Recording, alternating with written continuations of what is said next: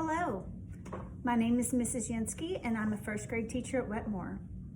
So when you're reading, you stop and you think about what you're reading. As you're reading, you stop and you can make connections.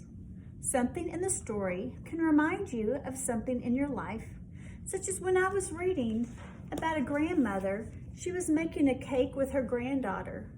And that reminded me of when I was a little girl and I would make chocolate pies with my grandmother.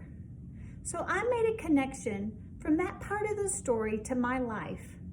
My reader voice would say, "This reminds me of blank," or "That reminds me of blank." That's making a connection. Another example of making connections is when you're reading about a book like this one. It's about a mouse named Chrysanthemum, and she's talking about how she got upset one day at school. And it reminds me of another book called Lily's Purple Plastic Purse, which is also about a mouse, and it's also about a mouse that got upset at school as well. So I made a connection from this book to this book, and that's called a text-to-text connection. Text-to-text connection. And I could say, Chrysanthemum, that's like when Chrysanthemum getting mad at school, that's just like when Lily got mad at school. So that's a text-to-text connection. A connection. It reminds me of something from this story to the other story. One last example of making connections as you're reading is when you're reading a book like First Day Jitters. In First Day Jitters, the teacher was scared to go to school. She was at a brand new school. She didn't know anyone and she was very scared. And that reminds me of my niece, Lauren, who started teaching last year and who on the first day of school, she was very scared to go to her kindergarten class. So that is a text to world connection. In that book, the teacher being worried and scared to go to school reminds me of my niece, Lauren. So I could say, that reminds me of blank. That reminds me of blank. That's a connection. So as you're reading, you might stop and think about your own life. You might stop and think about something from the world around you, or it could make you think about another book. So I can make an anchor chart that says making connections, and I can use these sentence stems. That reminds me of blank. Or I remember when. This story is like. Or that's like. Or I felt that when. So today as we read our story, we're going to be making connections. So today I want to read the story called David Gets in Trouble by David Shannon, and let's make connections as we read. David gets in trouble. When David gets in trouble, he always says, "No, it's not my fault." Does that remind you of anyone else saying that?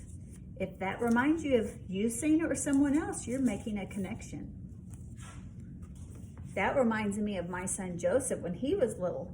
He would do something. He would scribble on the wall or do something. He would say, "Oh, I didn't do it. It's not my fault. I didn't mean to." Always in the house with a skateboard and he knocked over a vase. That reminds me of the time my son Jacob rode his roller skates inside the house and knocked over a lamp and broke it. So I could use the sentence stem. That reminds me of my son Jacob riding his bike in the house and breaking a lamp. Uh-oh, look at this one. It was an accident. Look what he did. He threw a baseball and it went through the window. I can make a connection to this. The sentence stem I can use on this one is this one. I remember when Joseph was in the backyard with a BB gun and he shot the BB gun a hole through the window and it broke the window. So I can make a connection.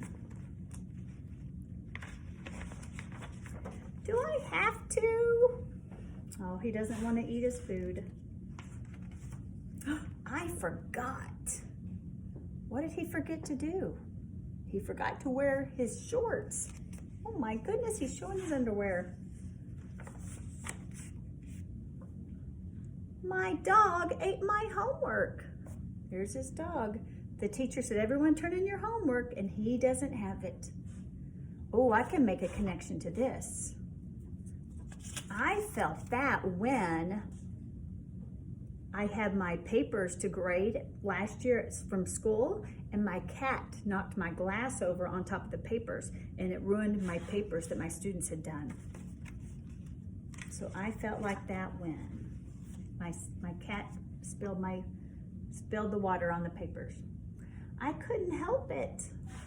Everyone's taking a picture, and look, he's crossing his eyes and making a silly face.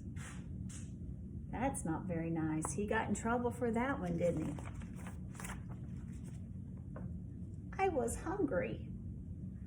Doggy yums. Those are dog biscuits. He's eating the dog's food. He got in trouble for that too. Oh, he's getting in trouble for pulling the cat's tail. I can use a sentence stem for that one. This story is like when my niece Lauren, when she was a baby, she would pull the dog's tail and laugh. So this story is like when my niece was little and she pulled the dog's tail. I can make a connection to Lauren. It slipped. Ooh, I can make a connection to me on this one. I remember when I walked down the stairs carrying the laundry basket and a glass of water, and I slipped and I slid down the stairs and I spilled my water all over the carpet. I remember when. I can make a connection. But Dad says it. Uh-oh, he has soap in his mouth. He said a word that was not very nice. Can you make a connection to that one? Does that remind you of maybe of a time when you said a word that was not nice? Or maybe someone else said a word that was not nice? Good, you're making a connection. Excuse me. It's dinner time and everyone's supposed to have good manners, and he's yelling. Are you supposed to yell at the table? Can you make a connection of a time when someone at your house yelled at the table? You can say, this reminds me of a time when my little brother yelled at the table. No, it wasn't me. That's like, I can use this one to make a connection. When my husband and I got married, my little cousin Anna and her twin sister Elizabeth got into the cake before we cut the cake. So that's like when when my two cousins, Anna and Elizabeth, got into my wedding cake right after my wedding. That's a connection. Yes, it was me. Oh, he's being honest and he's admitting that he did something wrong. I'm sorry.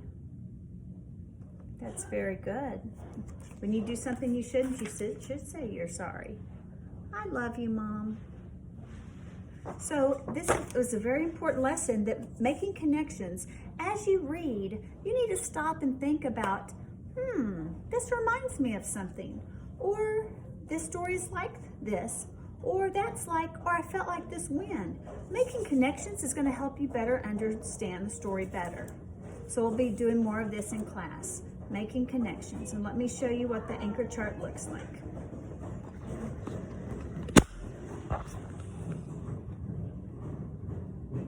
Making connections.